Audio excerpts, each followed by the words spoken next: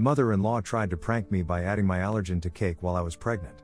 I ended up hospitalized and pressing charges, but my husband thinks I'm ruining the family? I can't believe I am even writing this, but my mother-in-law just tried to poison me. Last week, my mother-in-law threw a birthday party for herself. Over the years, she always goes all out for her birthdays. Every year, it's a grand affair, and this year was no exception. She decided to have a cowboy-themed party, complete with all the bells and whistles.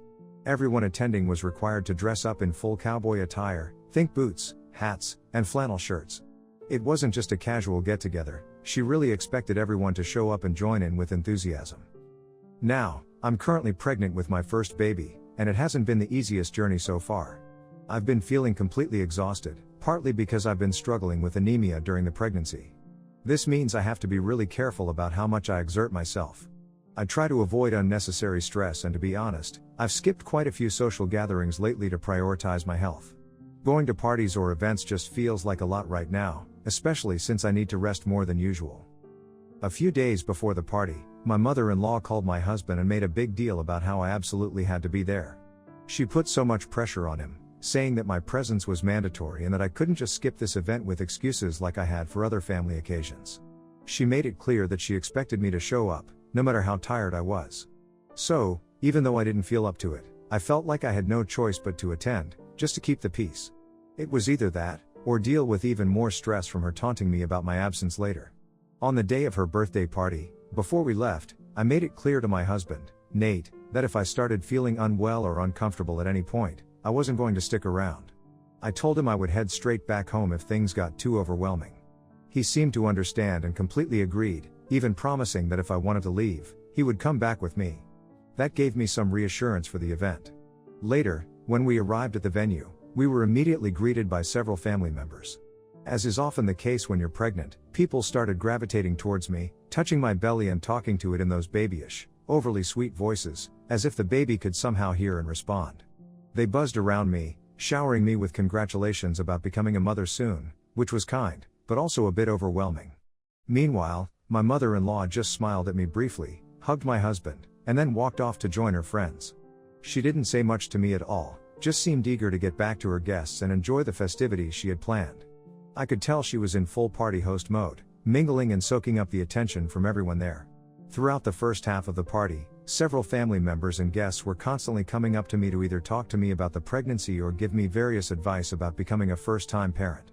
I quietly tried to excuse myself from the crowd so I could get a break. When I finally found a quiet spot to sit down, I was grateful to be able to catch my breath. Thankfully, my husband's cousin Robin came over to keep me company. Robin and I have always had a good relationship. She and my husband were very close growing up, so naturally, we became friends after I married into the family. She's one of the few people who really gets me, and she knows how much I've been avoiding social events lately, especially now that I'm pregnant.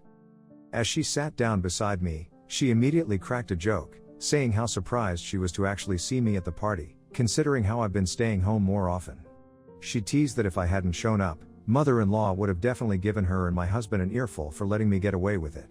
We both laughed at that because we knew it was true. My mother-in-law isn't shy about voicing her disappointment when things don't go the way she expects, and she would have had a lot to say if I had skipped her birthday party. As we continued chatting, catching up about life and the pregnancy, my mother-in-law suddenly came over. She didn't sit down or join in the conversation, she just looked me up and down and then, without any hesitation, told me how different I looked since the last time she saw me. The way she said it caught me a little off guard, and for a second, I wasn't sure how to respond. For context, even though my mother-in-law lives in the same city as us, she rarely visits us at our home. It's not like she's far away, but for some reason, she just doesn't seem to enjoy coming over. My husband and I used to go and visit her pretty regularly, almost every other weekend, but ever since I got pregnant, I've had to cut back on those visits because it's just been too exhausting. I thought it would have been nice if mother-in-law had come to visit me instead, especially with everything I've been going through, but she never did.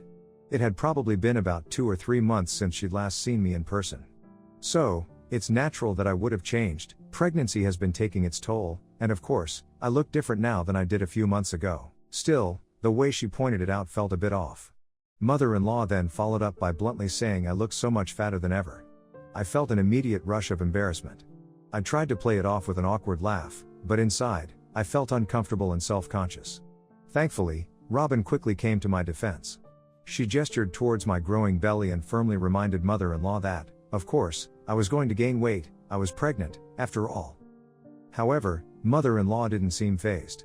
In fact, she scoffed, almost dismissively, and replied with a bit of smugness that she never put on any weight when she was pregnant with my husband.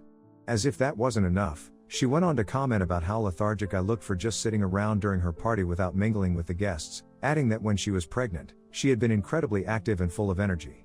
Her comparison felt like a direct dig at me, like she was implying I wasn't handling pregnancy as well as she had. I couldn't just sit there quietly anymore. I pushed back, pointing out that there were clear differences between her situation and mine. She had my husband when she got accidentally pregnant after high school and had given up college to become a full-time mother, so she was quite young, whereas I'm in my late mid-30s with existing health issues, so therefore, pregnancy is going to affect me differently. It's only natural that my body needs more rest given the circumstances. The moment I pointed out the differences, I could tell she didn't take it well. Her face turned red, clearly offended by my response. It was as if I had crossed a line by reminding her about her past. Sensing the tension rising, Robin quickly tried to steer the conversation away in a different direction. She complimented mother-in-law on how fantastic her party was, pointing out the decorations, the theme, and the effort that went into organizing everything. That seemed to do the trick because mother-in-law immediately latched onto the opportunity to talk about herself. She started praising her own party, going on a bit of a rant about how she had come up with such an original idea about the theme of her party all on her own and how grateful she was to her friends for helping put it together. After that, she drifted off to mingle with her other friends, leaving me relieved that the awkward conversation had seemingly been forgotten. When it came time for the cake cutting, my husband took charge of bringing out the cake for mother-in-law. He carefully placed the candles on top, and we all gathered around to sing for her. Mother-in-law, of course, beamed with pride, soaking up the attention. My husband and father-in-law then asked me to come stand with them near mother-in-law for pictures and videos. I wasn't too keen on it, mostly because I was already feeling drained, but I obliged because they seemed insistent. As I moved to stand beside mother-in-law for the photos, people began to crowd around, complimenting us both. They made comments like, "Oh, you two look so beautiful together. And you could be sisters." Some even chimed in with, "We can't wait for the baby to arrive. It's going to be so exciting," and joked how mother-in-law is going to be a grandma very soon. Hearing this, I could see mother-in-law's expression shift ever so slightly. There was a flicker of irritation in her eyes. The sister comparison, while well-meaning from the guests, seemed to hit a nerve with her. It was as if the spotlight, which she clearly wanted to be solely on her, was now being divided, and that wasn't something she appreciated. She remained polite, smiling for the cameras, but I could feel the tension building, and honestly, I just wanted the whole photo session to be over. I didn't want to steal any of her thunder, especially on her big day. Later, during lunch, I was about to finish my meal when I got surrounded by some of mother-in-law's friends in the kitchen. Her friends started talking about how my skin was glowing due to the pregnancy and how mother-in-law looked exactly like me back then. I smiled and nodded politely, not really engaging but doing my best to stay respectful. Then, out of nowhere, mother-in-law interrupted their conversation. With a dismissive tone, she shot down their compliments by saying she looked nothing like me when she was pregnant. She emphasized and pointed out how I had fat arms and ridiculous-looking calves because of my pregnancy, which she claimed was never the case for her. Her words stung, and I could feel the heat rising to my face, as I tried to keep my composure. However, her friends started to tease her by reminding her of how she had actually put on weight and how she had lost so much hair during her pregnancy that she was almost bald at one point. They even joked about her arms being shaggy, recalling memories from those days. I could see mother-in-law's expression shift from smug satisfaction to barely concealed anger. The tables had turned on her. Mother-in-law sat there, visibly fuming, as her friends continued reminiscing about her pregnancy. They'd known her since college, so they had first-hand knowledge of how she looked back then, and they weren't holding back. I realized that while mother-in-law had been doing her hardest to embarrass me, to make me feel insecure in front of her friends, she'd ended up being the one embarrassed by the very people who knew her best. They weren't being mean, but their honest memories were enough to undercut mother-in-law's attempt to humiliate me. It was a small, unexpected victory for me, so I just kept quiet and let her stew in the awkwardness of the moment. Later, I politely excused myself from the group, saying I urgently needed to use the restroom, hoping that now they would leave me alone. However, when I emerged from the bathroom, I was surprised to find my mother-in-law waiting for me. She asked if I wasn't feeling well, and I, not wanting to escalate anything, simply told her the lunch had been a bit too heavy for me. That's when she scoffed, almost as if she'd been waiting for an opportunity to pounce. Without missing a beat, she said maybe I should just go back home if I wasn't feeling well. Her tone wasn't kind or concerned, it was dismissive, like she was trying to push me out of the party. I was caught off guard by how direct she was being, but I didn't want to give her the satisfaction of thinking she could just send me packing. So, I calmly told her that I was feeling just fine and that I could stay for a while longer. She then doubled down and told me there was no need for me to stress myself out by staying even a minute longer. She even offered to call me an Uber, as if she couldn't wait to get me out of there. I politely declined again, telling her my husband would drive me home when it was time to leave. But she argued that her son needed to be at her birthday party, that his presence was important, but that my presence was not required any longer. The way she said it made it clear that she thought I was somehow intruding on her special day, even though she had been the one to insist on my attendance in the first place. As she kept repeating that I could just leave, I started getting irritated. So, I finally asked her outright why she suddenly wanted me to leave so badly. That's when she dropped the facade. She told me exactly what I had suspected, that I was stealing the spotlight from her birthday with my pregnant belly. According to her, all anyone could talk about at the party was the baby, when this was supposed to be her day. She made it clear that she had only wanted me here so that people don't question her about my absence, but now that I had shown my face to everyone, she felt that the right thing for me to do now would be to leave so she could enjoy the rest of her party without feeling like I was taking away the attention she deserved. Her words stung. I hadn't come to her party to take anything away from her, but now she was making me feel like my pregnancy was somehow an offense, as if my very presence was ruining her day. It was frustrating and hurtful to hear her say those things. Now, here she was, practically pushing me out the door because she felt threatened by the fact that people were showing excitement over the baby. Feeling overwhelmed by what had just happened with mother-in-law and her friends, I turned around and decided I needed to find my husband, Nate, immediately. I spotted him across the room, chatting with some guests, and made my way over. When I reached him, I told him that mother-in-law had made it clear she wanted me to leave, and he was just as surprised as I was. He asked if something had happened between us to trigger her behavior, and that's when I told him everything, how mother-in-law had been making rude remarks about my appearance and how she tried to embarrass me in front of her friends but that it had backfired on her. Nate looked visibly pissed as I recounted the story. He immediately said he would go talk to her and sort it out. I didn't know what he and his mother discussed afterward, but he came back and told me that his mother was just in one of her moods and that I should not take it seriously. Apparently, she had let me stay for the rest of the party. I told my husband I wanted to leave as I was starting to get irritated with his mother's antics, but Nate urged me to stay for just an hour longer and promised to then drive me back home. I foolishly agreed. A little while later, as I was trying to enjoy the rest of the event with Robin, mother-in-law approached me again, this time holding a plate of cake. She looked a bit more subdued than before. To my surprise, she told me that she felt terrible about the way she had spoken to me earlier and explained that she had a few too many drinks that had apparently affected her judgment. She offered me the cake as a peace offering, saying it was her way of letting go of the tension between us. I just politely smiled, thanked her, and took a bite of the cake. Initially, I didn't find anything wrong with the cake, but after a few minutes, a strange sensation crept in. It started subtly, just a bit of discomfort, but then quickly escalated. I began to feel like my throat was tightening, almost like it was slowly closing up, and I was struggling to catch my breath. At first, I thought maybe I had swallowed something wrong, so I instinctively put the plate down and began thumping my chest, trying to clear whatever I thought might be stuck. Robin looked concerned as well. The feeling kept getting worse, and before I knew it, I was out of my chair, gasping for air, panicking as it became harder and harder to breathe. Robin was shouting next to me, asking me what was wrong. I was on my knees, clutching my stomach in fear. All I could think about was my baby. I was terrified, not just for myself but for my unborn child. I didn't care what happened to me, I just needed my baby to be okay. In the blur of panic, I saw Nate rushing toward me, his face filled with fear, but everything after that became hazy. When I woke up next, I was in a hospital bed. I felt confused about everything and saw Nate sitting beside me. He looked so relieved to see me awake, but there was something else in his expression, guilt. I have been with him for a long time, so I could sense it right away, even before I asked him what had happened. He told me how I had fainted and he had rushed me over to the hospital. He assured me that the baby and I were going to be okay. He didn't mention anything more than this. Later, when the doctor came to speak to me, I began to piece together what had actually happened. The doctor explained that I had likely been poisoned, which triggered my body to react this way. Poisoned? I couldn't wrap my mind around it.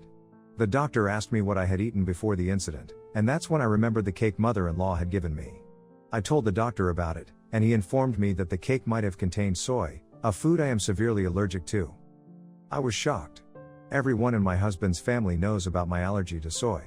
Hence, I am pretty sure that the cake at mother-in-law's party did not have soy, since I had eaten a piece of the cake earlier, even before mother-in-law had offered it to me. But now, the doctor was saying that the cake likely contained soy, and that's what triggered the severe allergic reaction. I was taken aback, confused, and, honestly, scared. How could this have happened? I turned to look at my husband, Nate, who had been quiet throughout all this. The doctor excused himself, allowing us some privacy, and I took that opportunity to ask the question that had been nagging at me since I woke up. Did the cake really have soy in it? I pressed, needing to know for sure. Nate hesitated, his eyes darting away from mine as if he was reluctant to answer. I could sense that he was holding back, so I pushed him to open up. Please, just tell me the truth, I urged. After a moment of silence, he finally confessed. When he saw me collapse, he rushed to find out what had happened and learned from the guests that mother-in-law had been the one who had given me the cake I was eating. His voice trembled slightly as he recounted the confrontation he had with her. When he confronted his mother about it, she tearfully admitted that she had added just a few drops of soy milk into the cake before giving it to me. The reason? She wanted me to feel a bit unwell so that I would just go home and the guests would stop talking about me and my baby at her party. My stomach dropped at the realization that she had intentionally put me in harm's way just to get me away from her stupid birthday party. The sheer malice behind her actions left me speechless, and I felt an overwhelming surge of anger. My emotions boiled over, and I threatened to file a case against his mother for poisoning me, and for putting me in a life or death situation where I could have potentially lost my child. I felt justified in my anger. However, Nate argued with me to not go through with it. He told me that while he understood that what his mother did was wrong, he didn't want her arrested. Even now, as I am writing this, he keeps saying, "You have to think this through before taking such a drastic step and reporting my mom." His words feel like a slap in the face, and I am struggling to comprehend how he could possibly defend her actions in any way. He insists that this is a family matter and we should resolve it without involving the police. Am I the a-hole for wanting to report my mother-in-law after what she has done to me? Update 1. It's been 2 days since my last update. After everything that had happened, my parents, who live in another city, decided to fly in to stay with me while I could recover at home. They were understandably upset and very concerned after hearing about the incident. The moment they found out the details, they wanted me to go straight to the police station and file a complaint against mother-in-law, and that's exactly what we did. I feel relieved at finally taking some action. Later, when Nate found out what we had done, he completely lost his mind. It was as if a switch flipped in him, and he started telling me and my parents how we shouldn't have taken such a drastic step without talking to him first. He insisted that his mother didn't have any ill intentions toward me and began reminding me of all the times mother-in-law had supposedly helped me, which felt utterly ridiculous given that she hardly ever came to visit or had offered any real support during my pregnancy. My mother, who had been trying to stay calm, told him firmly that as my husband, he needed to grow a spine and stand up for me and our baby instead of catering to his mother and trying to protect her when what she did to me was a crime. My dad also chimed in, saying, "Nate, your mother made the decision to poison my pregnant daughter. Instead of standing here arguing about your crazy family, you should be more worried about your wife and your unborn child. What if your wife had lost her life? All because your mother felt threatened by people talking about your wife's pregnancy?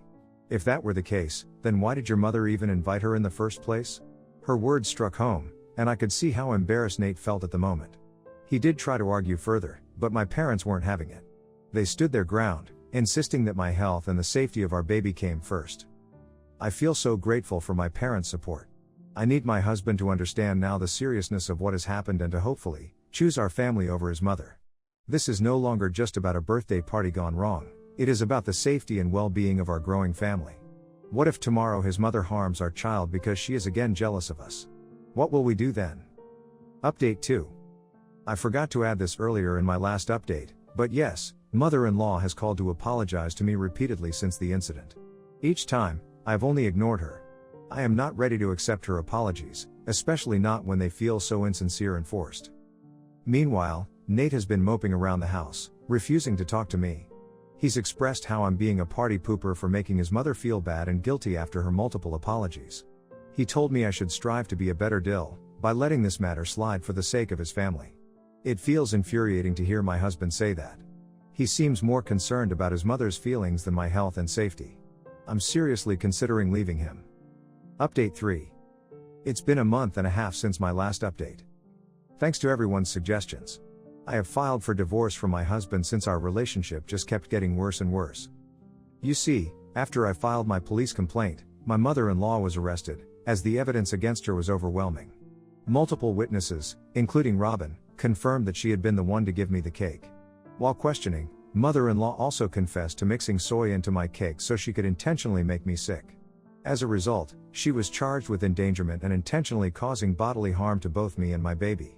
Ever since her arrest and eventual bail, Nate and my in-laws have continued to blame me for putting my poor mother-in-law through such a hard time. Instead of rallying around me during such a traumatic experience, they are choosing to sympathize with the person who knowingly endangered my life and the life of our child.